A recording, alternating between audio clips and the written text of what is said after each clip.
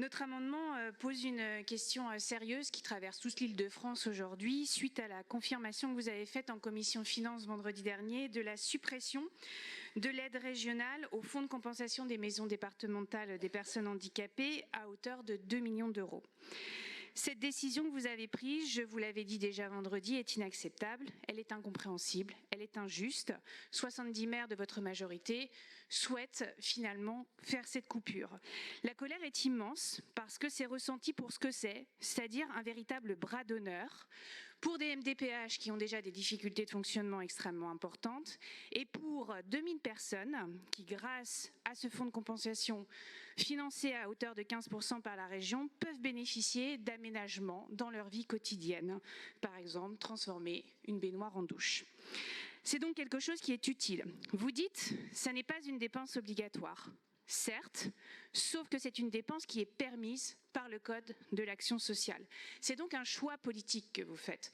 Un choix politique qui est un très mauvais choix politique, est un très mauvais signal finalement que vous adressez à des centaines de milliers de personnes en situation de handicap en Île-de-France. Vous le savez, la lutte contre les inégalités, la lutte au service des personnes en situation de handicap ne peut pas être que de la communication et je sais que vous le savez. Et pour autant, 2 millions d'euros, ça n'est quasiment rien dans le budget de la région. Le budget de la région, c'est 5 milliards, j'ai pu le dire à la presse. Ici, on a 2 millions.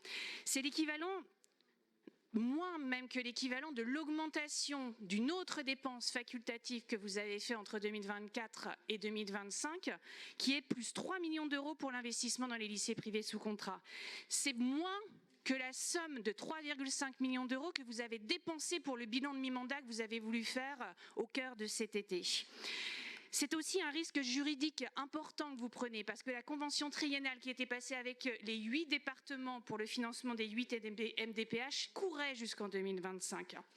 Alors je vous le dis, soit je pense que la raison devrait vous amener à revenir sur cette décision. Je le pense sincèrement, honnêtement, mais je ne crois pas que vous allez le faire. Donc je vous le dis, le risque juridique existe. La mobilisation populaire va monter d'un cran. Nous lancerons une pétition si vous ne revenez pas sur ces décisions. Je profite de cette prise de parole pour mettre sur la table une autre décision que vous avez prise en catimini. Une décision aussi gravissime que la première. Vous avez demandé aux établissements et services de réadaptation professionnelle, c'est-à-dire aux centres de formation qui forment des travailleurs qui veulent se réorienter et qui sont en situation de handicap, de baisser de 15% leur capacité d'accueil. Vous l'avez fait, la région a fait la demande au mois de juin. Ceci a des conséquences dramatiques. Aujourd'hui, nous avons 20 centres de formation des travailleurs en situation de handicap en Île-de-France.